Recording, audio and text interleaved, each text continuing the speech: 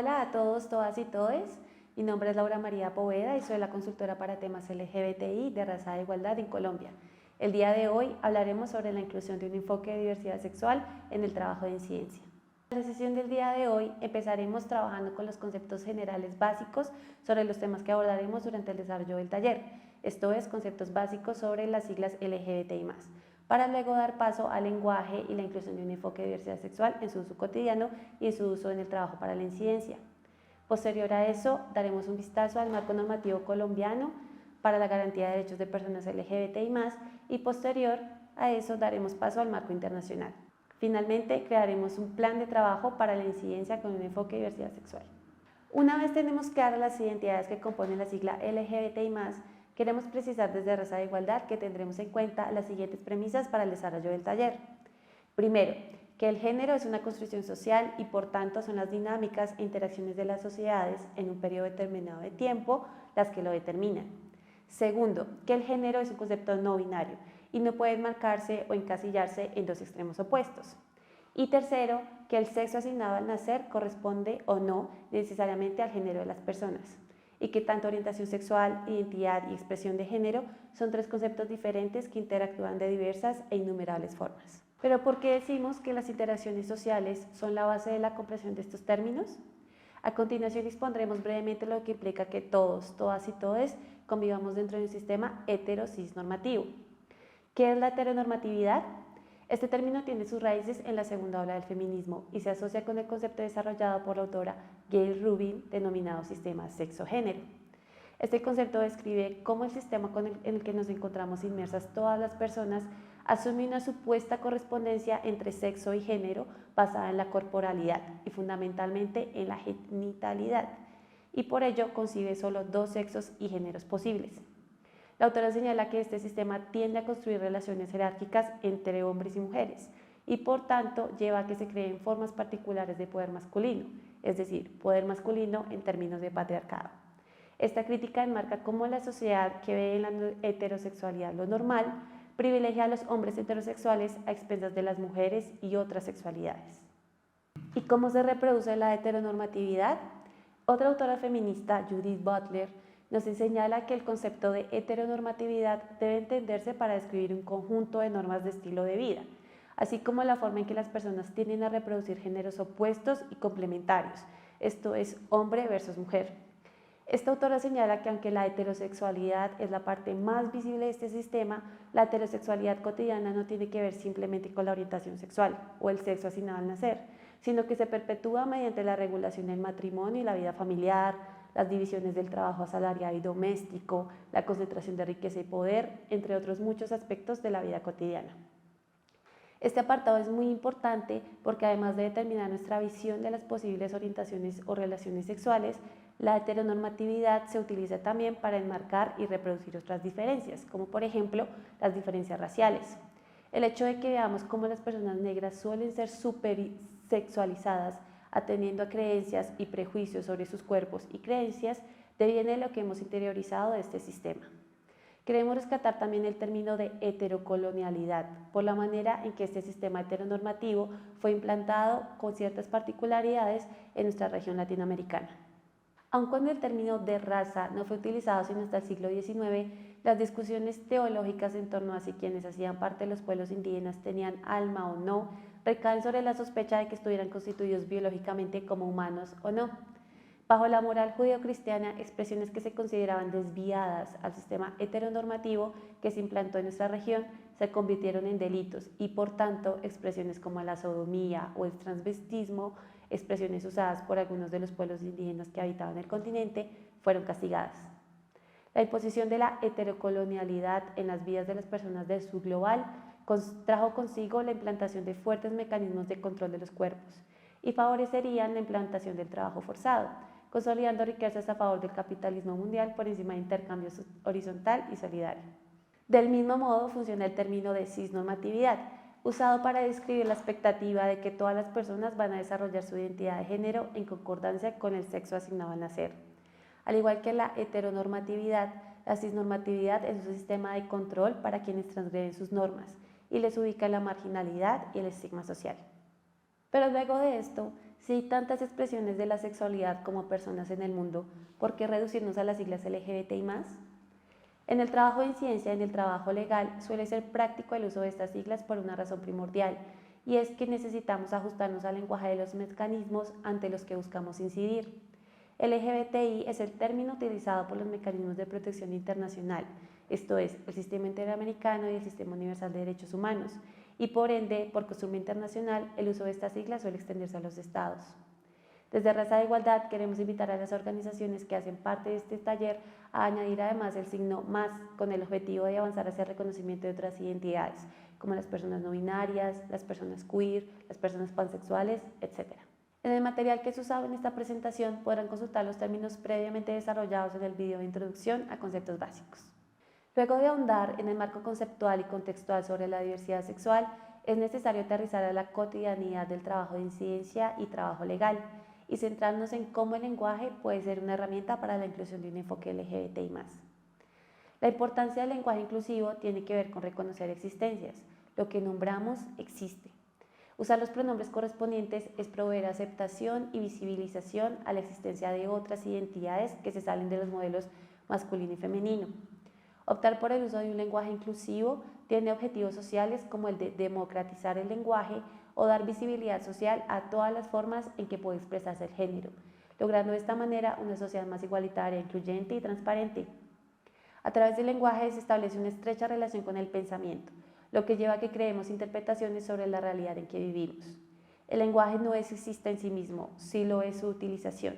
Y si se utiliza correctamente, también puede contribuir a la visibilización de todos, todas y todes. Pero, ¿cómo podemos hacer uso del lenguaje de forma inclusiva? Lo primero es que no presupongamos. Muchas veces juzgamos a las demás personas por su apariencia física y les etiquetamos rápidamente en las casillas de hombre o mujer, de acuerdo a cómo van vestidos o a cómo hablan. Es lógico que esto ocurra, pero tratemos de no sacar conclusiones apresuradas. No porque una persona se vista femeninamente se identifica necesariamente con el género femenino. Lo segundo que debemos hacer es preguntar. Parece obvio, pero nunca está de más, y muchas veces no lo hacemos. Preguntarle a otra persona de forma respetuosa con qué pronombre se identifica para referirnos correctamente a ella cuando hablamos resulta un primer paso de vital importancia. Tercero, prestemos atención al colectivo de personas al que nos referimos cuando hablamos y cómo nos estamos refiriendo a este mismo. Cuando hablamos a muchas personas a la vez, quizás no conocemos el modo de identificación de cada una, por lo cual hacer uso del lenguaje inclusivo en estas situaciones resulta clave. Finalmente, informémonos sobre lo que no sabemos. Investiguemos sobre los pronombres inclusivos, las formas de emplearlo correctamente, la lucha de la comunidad no binaria por ser identificadas a lo largo de la historia y exploremos las necesidades puntuales de las personas que se encuentran a nuestro alrededor respecto a este tema. Luego de presentarles este amplio marco contextual y conceptual, vamos a centrarnos en materia y dar un vistazo al marco normativo internacional y nacional colombiano que regula el acceso a derechos de personas LGBTI+. Para empezar, iniciaremos con el marco normativo en Colombia. El rol que ha jugado la Corte Constitucional en la intención de búsqueda de reconocimiento y protección de las personas LGBTI+, ha sido fundamental. El ejercicio de litigio estratégico adelantado por organizaciones y activistas de todo el país, junto a la gravedad de los asuntos expuestos por esta población, permitieron que la reflexión jurídica transitara desde la reafirmación de los derechos de libertad, esto es, permitir que las personas fueran homosexuales y o trans de manera pública, a la comprensión de los derechos de protección, como garantizar su acceso a la salud, a la educación o al trabajo. El déficit de protección y garantías de derechos de las personas LGBTI+ en nuestro país, que ha sido identificado por la Corte Constitucional en numerosas sentencias, ha recibido dos tipos de respuestas. De una parte, los casos que requirieron o requieren medidas específicas y de otra, la necesidad de que se expidan medidas de política pública que involucran a otros organismos del Estado, como el legislativo o el ejecutivo. La Corte Constitucional en nuestro país ha exhortado a los demás poderes señalándole límites temporales y sanciones en caso de que se presente una omisión por parte de estos. En este sentido, se está frente a un Estado que ha reconocido, en mayor medida por vía judicial, los derechos de la población LGBTI+.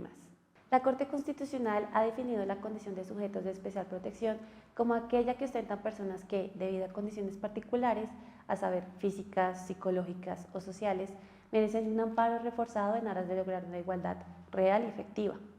El presupuesto para el reconocimiento de la categoría de sujetos de especial protección constitucional está en el principio o derecho a la igualdad y la no discriminación. Como derecho, la igualdad conlleva el derecho a no ser discriminado y el derecho a la igualdad de oportunidades. La igualdad, en el contexto del reconocimiento de los derechos humanos, conlleva la ausencia de discriminación y de exclusión, es decir, todas personas tienen los mismos derechos y los mismos deberes.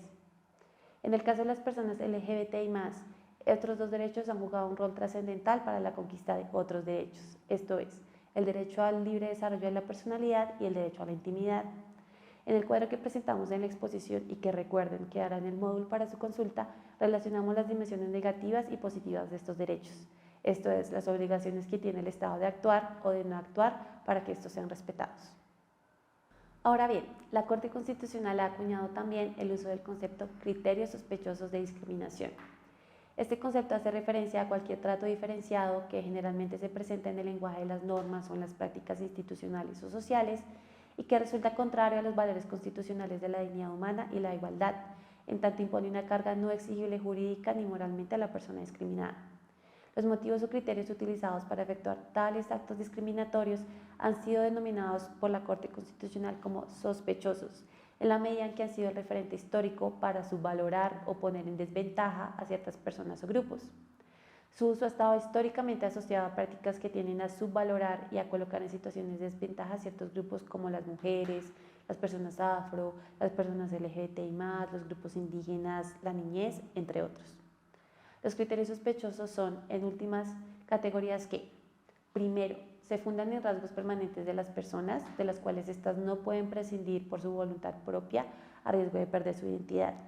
Segundo, han estado sometidas históricamente a patrones de valoración cultural que tienden a disminuirlas. Tercero, no constituyen per se criterios con base en los cuales sea posible efectuar una distribución o reparto racional y equitativo de bienes, derechos o cargas sociales. Cabe anotar que no solo las decisiones judiciales han reconocido los derechos de las personas LGBTI+, y que podemos contar con algunos ejemplos de cómo leyes promulgadas por el Congreso de la República han velado por el reconocimiento de garantías y protección para esta población.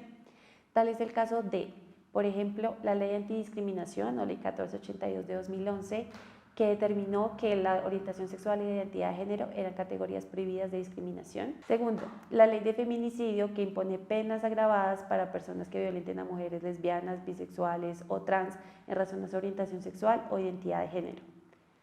Tercero, el Decreto 1227 de 2015, que permite el cambio de sexo y nombre en la cédula. Y cuarto, la Ley 1448 de 2011 o la Ley de Víctimas y Restitución de Tierras y el Acuerdo de Paz, que reconoció por primera vez a las víctimas LGBTI+ del conflicto armado.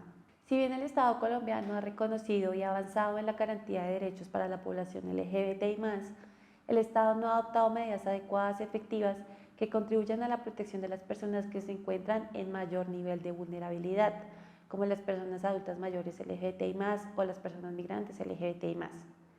La persistencia de la vulneración de los derechos de gays, lesbianas, bisexuales, trans, intersexuales y todas las demás categorías que les atraviesan no se debe solo a la ausencia de normas que puedan contemplar medidas a favor de estos grupos poblacionales, sino a la ausencia de apropiación del reconocimiento judicial constitucional, así como a la resistencia de personas y o diversos sectores de la sociedad que se niegan a respetar y proteger a la población LGBTI+ como sujetos de derecho, e insisten en verles como una amenaza para la sociedad hetero-cisnormativa. Pero los derechos no son solo propios de un Estado, sino que se aplican en todo el mundo. Son las normas internacionales de derechos humanos las que recogen las obligaciones que deben cumplir los Estados para garantizar, proteger, abstenerse de vulnerar y promocionar estos derechos. Mediante la ratificación de tratados internacionales de derechos humanos, los gobiernos se comprometen a adoptar medidas y legislación internas compatibles con las obligaciones y deberes que han contraído en virtud de esos tratados. El artículo 1 de la Declaración Universal de Derechos Humanos establece que todos los seres humanos nacen libres e iguales en dignidad y derechos, y el artículo 2 plantea que toda persona tiene los derechos y las libertades proclamados en esa declaración. Toda persona, incluidas las personas LGBTI+, tienen derecho a gozar de la protección prevista en el derecho internacional de los derechos humanos basado en la igualdad y la no discriminación. Esos derechos, ya sean civiles y políticos, como el derecho a la vida, a la igualdad ante la ley y a la libertad de expresión, sean económicos, sociales y culturales, como el derecho al trabajo, a la seguridad social, a la educación, o bien sean derechos colectivos como el derecho al desarrollo y a la libre determinación, son indivisibles, universales, interrelacionados e interdependientes. A través de la ratificación de los tratados internacionales de derechos humanos, los Estados se comprometen a adoptar medidas y leyes internas compatibles con las obligaciones internacionales. Los Estados tienen el deber de prevenir las violaciones de derechos humanos y, en caso de que ocurran, adoptar todas las medidas y procedimientos necesarios con el fin de investigar lo sucedido, sancionar a los responsables y reparar a las víctimas afectadas. En el caso que los procedimientos nacionales no sean adecuados y efectivos para hacer frente a las afectaciones y violaciones de derechos humanos, existen mecanismos y procedimientos en el plano regional e internacional para presentar denuncias o comunicaciones individuales. Los mecanismos internacionales de protección tienen un rol subsidiario y complementario y actuarán en aquellos casos que los Estados no otorguen la vía esfera de protección ante una violación de derechos humanos. El propósito de los mecanismos es ayudar a garantizar que las normas internacionales de derechos humanos sean efectivamente respetadas, aplicadas y acatadas en el plano local. En la proyección que encuentran en sus pantallas se relacionan dos columnas. A la izquierda encontraremos las fuentes de derecho internacional y en la columna derecha encontrarán los significados de cada una de estas fuentes. Les daremos a continuación unos segundos para que, en un ejercicio interactivo, relacionen ambas columnas. No olviden detallar su experiencia, si acertaron o no, en el módulo dispuesto para sus comentarios. Aunque los principales tratados internacionales de derechos humanos no reconocen explícitamente el derecho a la igualdad sobre la base de la orientación sexual y o la identidad de género, la discriminación por estos motivos ha sido considerada prohibida por el derecho internacional. Por ejemplo, los motivos proscritos de sexo y otra condición que figuran en algunas cláusulas de algunos tratados son interpretados para que se incluya la orientación sexual y la identidad de género. Lamentablemente, la costumbre internacional no se ha caracterizado por el respeto y garantía de los derechos de personas LGBTI+, de manera que no es usual acudir a esta categoría para abogar por el respeto de sus derechos. Ahora bien, los principios de Yogyakarta sobre la aplicación de la legislación internacional de derechos humanos en relación con la orientación sexual y la identidad de género fueron adoptados en 2007 por un grupo de expertos, expertas y expertes en derechos humanos y aunque no son vinculantes, su uso es cada vez más común. Son un marco interpretativo de las fuentes de derecho internacional que abogan por el reconocimiento de las personas LGBTI+. Por último, los organismos internacionales han sido aliados en el avance y reconocimiento de derechos en relación a la orientación sexual e identidad de género de las personas. En sus facultades de interpretación de los tratados, la Corte Interamericana y el Comité de Derechos Humanos de la ONU han expedido sentencias y decisiones que detallan los deberes de protección y promoción que tienen los estados latinoamericanos, así como la Comisión Interamericana ha jugado un importante rol político con sus comunicados y labores de investigación que indagan por la situación de derechos humanos de la población LGBTI+. A efectos de distinguir los diferentes espacios internacionales en los que podemos llevar a cabo nuestro ejercicio de incidencia, tenemos que detenernos a revisar qué instrumentos internacionales han ratificado los estados para poder determinar las acciones a implementar. En primer lugar, vemos los instrumentos internacionales que ha ratificado Colombia, con un signo morado al lado, el cual nos indica que el contenido de cada uno de estos tratados debe ser acatado en su totalidad por el Estado colombiano. Si bien la incidencia puede dirigirse a velar por la aplicación inequívoca de lo que dictan cada uno de estos tratados, puede también centrarse en su rectificación. Tal es el caso de la Convención Internacional sobre Protección de los Derechos de todos los trabajadores migratorios y sus familiares, por ejemplo, un instrumento de gran utilidad para el avance en los derechos de las personas migrantes en nuestro país y en la región, que lamentablemente no ha sido ratificada hasta ahora por el Estado colombiano. Sobre los instrumentos regionales, el panorama no es significativamente diferente. De los tratados que vemos en pantalla, tanto la Convención Interamericana contra el Racismo, la Discriminación Racial y Formas Conexas de Intolerancia, como la Convención Interamericana contra toda forma de discriminación e intolerancia, no han sido ratificados formalmente por el Estado colombiano. Ambos instrumentos resultan cruciales para adelantar un ejercicio de incidencia que tenga en cuenta no solo a las personas LGBTI+, sino que tenga en cuenta otras categorías, como el estatus de persona migrante, la pertenencia étnico-racial, entre otros. Frente a los organismos ante los que podemos adelantar acciones de incidencia, tenemos que empezar con el esquema internacional de Naciones Unidas. En relación al mapa que encuentran en sus pantallas, quisiera resaltar tres instancias. Primero, la Oficina del Alto Comisionado de Naciones Unidas para los Derechos Humanos. Segundo, las relatorías especiales. Y tercero, los organismos convencionales.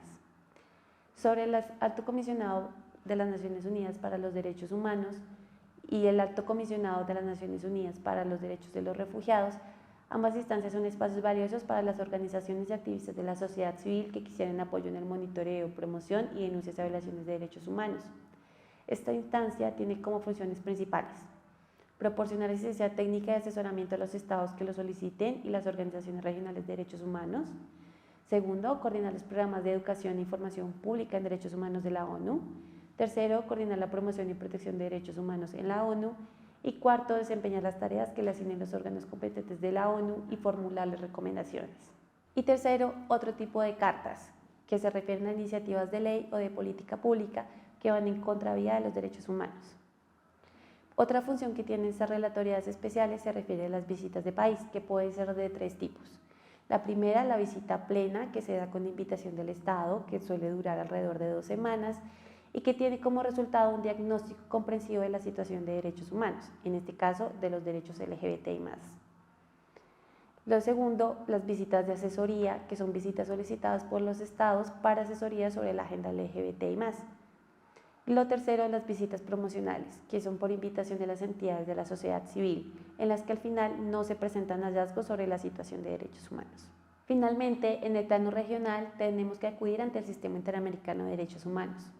La Comisión Interamericana de Derechos Humanos tiene atribuida, junto a la Corte Interamericana de Derechos Humanos, la competencia para conocer de los asuntos relacionados con el cumplimiento de los compromisos contraídos por los Estados partes en la Convención Americana sobre Derechos Humanos. A partir del año 1990, la Comisión Interamericana empezó a crear relatorías temáticas con el objetivo de brindar atención a ciertos grupos, comunidades y pueblos que se encuentran especialmente expuestos a violaciones de derechos humanos por su situación de vulnerabilidad y por la discriminación histórica de la cual han sido objeto. La finalidad de crear una relatoría temática es fortalecer, impulsar y sistematizar el trabajo de la propia Comisión en este tema, como es el caso de la Relatoría para los Derechos de Personas LGBTI o la Relatoría sobre los Derechos de las Personas Migrantes. La Comisión es un órgano no jurisdiccional, de manera que sus resoluciones, al carecer de obligatoriedad, necesitan de la voluntad política de los estados para implementarse y alcanzar sus objetivos. La Corte, en cambio, como su nombre lo indica, es un órgano jurisdiccional autónomo, un tribunal que fundamentalmente ejerce funciones jurisdiccionales, de manera que sus decisiones en el campo contencioso son obligatorias. Mientras la Comisión recibe, analiza e investiga peticiones individuales donde se alegan violaciones de derechos humanos, la Corte juzga los casos que la Comisión le trae. Otras funciones de la Comisión Interamericana son: primero, solicita opiniones consultivas a la Corte Interamericana sobre aspectos de interpretación de la Convención Americana. Segundo, observa la vigencia general de los derechos humanos en los Estados miembros y cuando lo considera conveniente publica informes especiales sobre la situación de un Estado en particular. Tercero, realiza visitas in loco a los países para profundizar la observación general de la situación o para investigar una situación particular. Generalmente estas visitas resultan en la preparación de un informe respectivo que se publica y es enviado a la Asamblea General de los Estados Americanos. Cuarto, estimula la conciencia de los derechos humanos en los países de América. Para ello, entre otros, realiza y publica estudios sobre temas específicos, como el caso de los informes LGBTI o sobre personas migrantes. Y quinto, requiere a los estados que tomen medidas cautelares específicas para evitar daños graves e irreparables a los derechos humanos en casos urgentes. Puede también solicitar que la Corte Interamericana requiera medidas provisionales de los gobiernos en casos urgentes de peligro a personas, aun cuando el caso no se haya sometido aún ante la Corte. Para cerrar, quisiéramos recapitular los pasos necesarios para que las organizaciones que quisieran incorporar un enfoque de diversidad sexual en sus labores de incidencia creen un plan de trabajo. Nuestras recomendaciones son: primero, revisar las opciones disponibles para el cambio que se quiere realizar, es decir, evaluar qué opciones se tienen de acuerdo a la factor o factores de identidad que se quieran resaltar.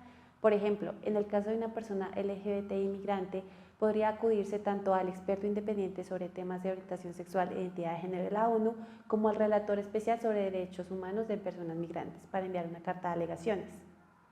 Segundo, programar los momentos de incidencia de acuerdo a la urgencia o inminente consumación de la violación de derechos humanos.